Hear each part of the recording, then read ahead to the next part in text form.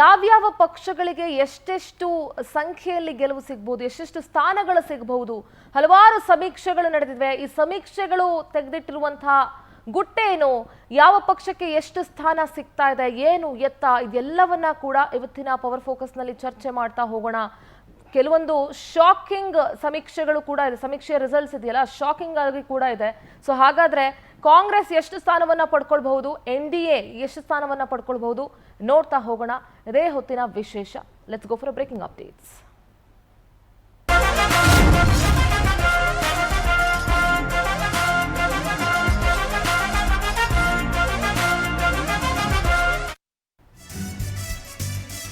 ಬೇಸಿಗೆಯ ಬಿರು ಬಿಸಿಲಿಗಿಂತ ಲೋಕಸಭಾ ಸಮರ ಕಾವೇರಿದೆ. ದೇಶಾದ್ಯಂತ ಲೋಕಸಭೆಯ 2024ರ ಚುನಾವಣೆಯ ಕಾವು.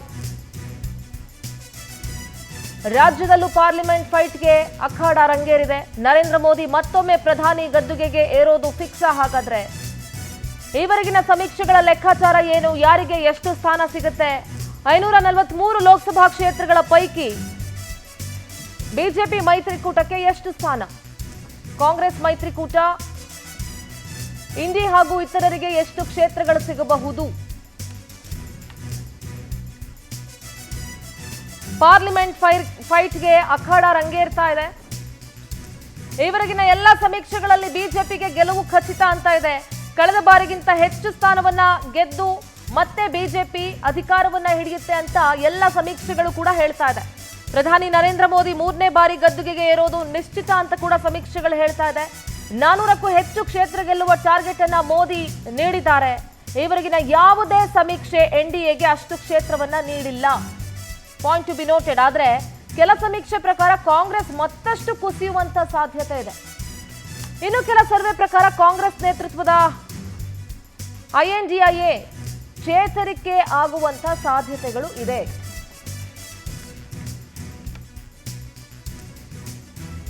ಹಾಗಾದ್ರೆ ಯಾವ ಯಾವ ಸಮೀಕ್ಷೆಯಲ್ಲಿ ಯಾವ ಯಾವ ಪಕ್ಷಗಳಿಗೆ ಎಷ್ಟೆಷ್ಟು ಸ್ಥಾನಗಳು ಸಿಗುತ್ತೆ, NDA ಎಷ್ಟು ಪಡ್ಕೊಳ್ಳುತ್ತೆ ಅಥವಾ ಇಂಡಿ ಕೂಟ ಎಷ್ಟು ಪಡ್ಕೊಳ್ಳುತ್ತೆ, ಇದೆಲ್ಲವನ್ನ ಕೂಡ ನೋಡ್ತಾ ಹೋಗೋಣ. ದೃಶ್ಯದಲ್ಲಿ ಗಮನಿಸ್ತಾ ಇದ್ದೀರಿ, ಇದು ಲೋಕಸಭಾ ಚುನಾವಣೆ ಇಂಡಿಯಾ ಟಿವಿ CNN ಸಮೀಕ್ಷೆ. NDA 378 ಕ್ಷೇತ್ರಗಳು, INDIA 98, ಅದರ್ಸ್ 67 ಅಂತ ಹೇಳ್ತಾರೆ. ಟೋಟಲ್ 243. ಬಿಜೆಪಿ ಅದರಲ್ಲಿ 335 ಕ್ಷೇತ್ರ ಪಡ್ಕೊಳ್ಳುತ್ತೆ, ಕಾಂಗ್ರೆಸ್ 37 ಕ್ಷೇತ್ರಗಳನ್ನ ಪಡ್ಕೊಳ್ಳುತ್ತೆ ಅಂತ ಹೇಳಲಾಗ್ತಾ ಇದೆ. ಇದು ಇಂಡಿಯಾ ಟಿವಿ CNX ಸಮೀಕ್ಷೆ ಹೇಳ್ತಾ ಇರುವಂತದ್ದು. ಅದರಲ್ಲಿ ಕರ್ನಾಟಕದ ವಿಚಾರಕ್ಕೆ ಬಂದಾಗ ಬಿಜೆಪಿ 22 ಸ್ಥಾನಗಳನ್ನ ಪಡ್ಕೊಳ್ಳುತ್ತೆ, JDS 2, ಕಾಂಗ್ರೆಸ್ 4, ಒಟ್ಟು 28.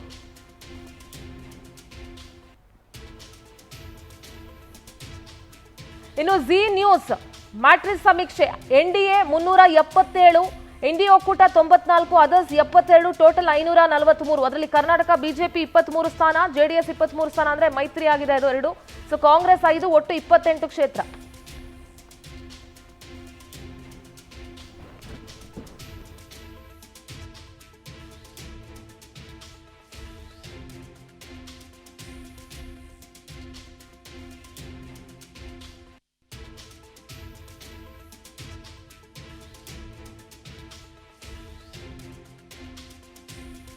ETG ಸಮೀಕ್ಷೆ NDA 366, ಇಂಡಿ ಒಕ್ಕೂಟ 104, ಅದರ್ಸ್ 73, ಟೋಟಲ್ 543.